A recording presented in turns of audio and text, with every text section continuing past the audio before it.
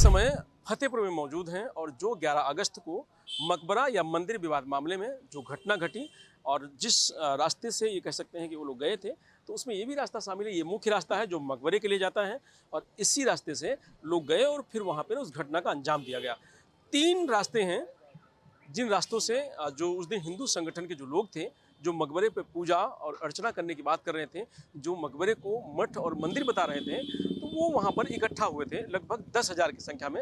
जिस तरीके से हमने यहाँ पर जानकारी करी आकर के लोगों, तो जो लोग वहाँ मौजूद थे उन लोगों ने ऑफ कैमरा बताया कि वहाँ पर 8 से 10,000 लोग थे, लेकिन जो मेन रास्ते से उस दूसरे वाले रास्ते से आए थे 500 से 700 लोग, उन लोगों ने सबसे ज़्यादा तोड़फोड़ की, जिसमें बजरंग दल के कार्यकर्ता सबसे ज़्यादा थे। लेकिन अब उस घटना के बाद पूरी सुरक्षा व्यवस्था कड़ी कर दी गई है और मकबरे तक जाने वाले सभी रास्तों से 1 किलोमीटर पहले से ही जो मेन रोड है वहीं से सभी रास्ते बंद कर दिए गए हैं। ये बैरिकेटिंग लगा दी गई है। अब देखिए जो लोग जा रहे हैं उनका झोला चेक किया जा रहा है, उनका आधार कार्ड चेक किया जा रहा है, उनका आईडी चेक की जा रही है, उसके बाद लोगों को अंदर जाने दिया जा रहा है। तो यहाँ से लेकर के वहाँ तक आप देखेंगे तो सब सुरक्षाकर्मी, पुलिसकर्मी यहाँ पर बैठे हुए हैं, तैनात हैं, जो किसी को भी एंट्री नहीं दे रहे हैं। ये एक गेट है, इस तरीके के कई सारे गेट हैं जहाँ इसी तरीके का माहौल बना हुआ है और कई दरोगा, कई सारे पुलिसकर्मी यहाँ बैठे हुए हैं। किसी को अंदर आने जाने की अनुमति नहीं है। कहा जा रहा है कि 3 लेयर की बैरिकेटिंग लगाई गई है लोगों को रोकने के लिए। जो लोकल लोग हैं उनको आने जाने की अनुमति है, लेकिन उसके बाद चेकिंग होती है, आधार कार्ड होता है, आई कार्ड होता है। आप देखिए तस्वीरों में ये भाई साहब हैं, ऑफिस शायद आ रहे होंगे, इनको अपने घर जाना है, इसी एरिया में रहते हैं। लेकिन उस घटना के बाद से जिस तरीके सुरक्षा व्यवस्था की गई है, बैरिकेटिंग लगाई गई है और लोगों को रोका जा रहा है, उसमें ये है कि अब जांच होगी, आई कार्ड दिखाया जाएगा और उसके बाद फिर ये अंदर जा पाएंगे। तो पहले इनका एड्रेस चेक किया जाता है। जो लोग जाते हैं उनका एड्रेस चेक किया जाता होगा, इसी एड्रेस में रहने वाले हैं कि नहीं रहने वाले हैं। भाई साहब एड्रेस भी चेक किया जाता होगा, जो रहने वाले हैं कि नहीं रहने वाले, तभी इनको आधार कार्ड देखा जाता है। अच्छा, आधार कार्ड देखा जाता है। बाहर का है तो यहीं से मना कर दिया जाता है। आईडी देखी जाती है। बाहर का अगर आदमी है तो उसको यहीं से मना कर दिया जाता है। आईडी उसके पास होती है, किस काम से जाता है, वो अपना आधार कार्ड अच्छा, बाहर भी जा सकता है। हम काम है, अगर जो तमाम कार्यालय है, ऑफिस है, ओपीएससी ऑफिस है, आरटीओ ऑफिस है, तो ऐसे लोगों के लिए जाना। अच्छा, तो अगर अधिकारी भी कोई है, अगर जाना चाहता है तो वो आई कार्ड दिखाएगा, किस काम से जा रहा है ये उसको बताना पड़ेगा। उसके बाद वो अब मकबरे के अंदर जहाँ पर वो विवाद हुआ, मकबरा या मंदिर, हम मकबरा कह रहे हैं तो एक संगठन एक तरफ से कहा जाता है कि आप मकबरा क्यों कह रहे हैं, अगर मंदिर कहते हैं तो दूसरे समुदाय की तरफ से कहा जाता है कि आप मंदिर क्यों कह रहे हैं। तो मकबरा या मंदिर जो विवाद है उस तक पहुंचने के लिए आपको तमाम सारे संघर्ष करने पड़ेंगे। आसान नहीं है पहुंचना। संघर्ष उनके लिए बता रहे हैं जो इस एरिया में रहने वाले लोग हैं या इस एरिया में जिनका काम है। मीडिया तो दूर दूर तक नहीं जा सकती। इस तरीके से कड़े प्रतिबंध किए गए। देखिए मैं यहीं पर खड़ा हूँ, मैं जाने का प्रयास कर रहा हूँ लेकिन मुझे मना किया गया है, मुझे नहीं जाने दिया जाएगा। तो जो यहाँ के लोग हैं उनको आने जाने में तमाम सारी दिक्कतों का सामना करना पड़ रहा है। उस घटना के बाद जो यहाँ के लोगों से बात हुई, उनका कहना था कि यहाँ पर इस इलाके में पूरे कभी इस तरीके का माहौल नहीं हुआ है। हिंदू मुस्लिम हमेशा एक साथ रहे हैं, चाहे वो ईद हो, चाहे होली हो, चाहे दीपावली हो, एक साथ मिल के मनाए हैं। लेकिन पता नहीं किसको नज़र लगी और इस तरीके की घटना सामने आई।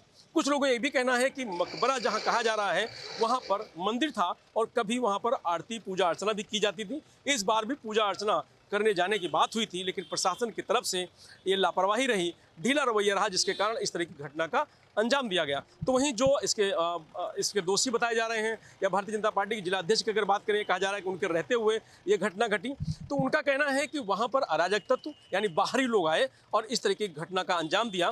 भारतीय जनता पार्टी के लोग, तमाम हिंदू संगठनों के लोगों ने ना वहाँ तलवार लेके गए थे, ना बंदूक लेके गए थे, ना वहाँ पर कुछ तोड़-फोड़ करी है। तो आप देखिए तस्वीरों में जो लोग जा रहे हैं, जो आ रहे हैं, लोकल एरिया के लोग हैं, उन्हीं को आने जाने दिया जा रहा है, बाकी किसी को नहीं आने जाने दिया जा रहा है, सबको रोका गया है। हम लोग तो जा सकते हैं कवरेज करने के लिए, हम लोग भी नहीं जा सकते हैं। चले जाएं, थोड़ा बातचीत कर लेंगे, लौट आएंगे। ऐसा कोई नहीं, ऐसा कोई नहीं। चलिए, तो हम लोगों को तो ना रोकिए, कम से कम हम लोग जाने दीजिए। हम लोगों का आदेश है, हम लोगों पर ड्यूटी कर रहे हैं। हाँ, तो ये देखिए तमाम सारे लोग हैं जिनको रोका गया है और नहीं जाने दिया जा रहा है। ये अपने घर जाना चाहते हैं, अपने इलाके में जाना चाहते हैं, तो इनसे पूछताछ की जा रही है, उसके बाद ही एंट्री दी जा रही है।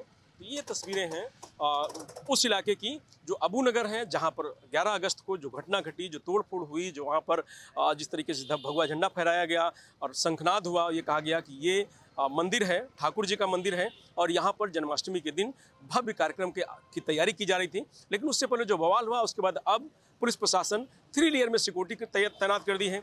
बाहर से कोई अंदर नहीं जा सकता है, तो वहाँ तक पहुँचने की बात ही अलग है। फिलहाल सुरक्षा व्यवस्था मुस्तैद है। किसी को आने जाने की अनुमति नहीं है।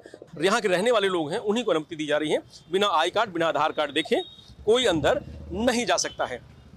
तो ये है फतेहपुर 11 अगस्त की घटना का असर, जो यहाँ के लोगों को भी झेलना पड़ रहा है, संघर्ष करना पड़ रहा है।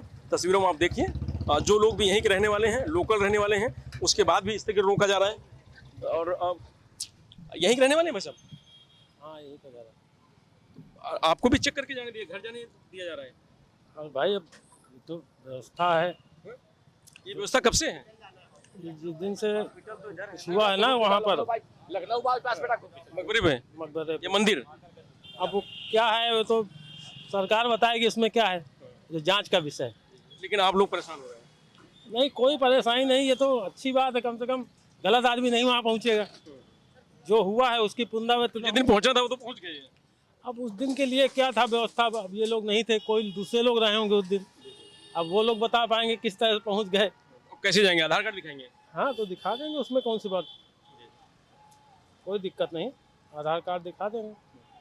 तो जो घटना हुई, क्या लगता है, उम्मीद थी कभी आपको कि बता जा रहा है कि यहाँ हिंदू मुस्लिम बड़े सौहार्द से रहते थे, कभी कोई घटना ऐसी नहीं हुई यहाँ, कभी बड़े अच्छे से लोग रहते थे, लेकिन पता नहीं कैसे हो गई। आज भी अच्छे से रह रहे हैं, आगे भी रहेंगे, और ये घटना ही होती रहती है। तो तो ये करने वाले कौन? बाहर के लोग थे यहीं के? अब ये तो जो गए होंगे वही लोग बता सकते हैं कि बाहर के थे कि यहाँ के थे। अब जो लोग वहाँ, गलत हुआ जो हुआ, ये सही हुआ? हाँ गलत तो है ही भाई, जो काम होना चाहिए कानूनी ढंग से होना चाहिए, कानूनी ढंग से होना। इस तरीके से राजनीतिकता नहीं। ये नहीं होना चाहिए, ये तो जबरदस्ती। क्या नाम लिखते हैं? चंद्र प्रकाश गुप्ता।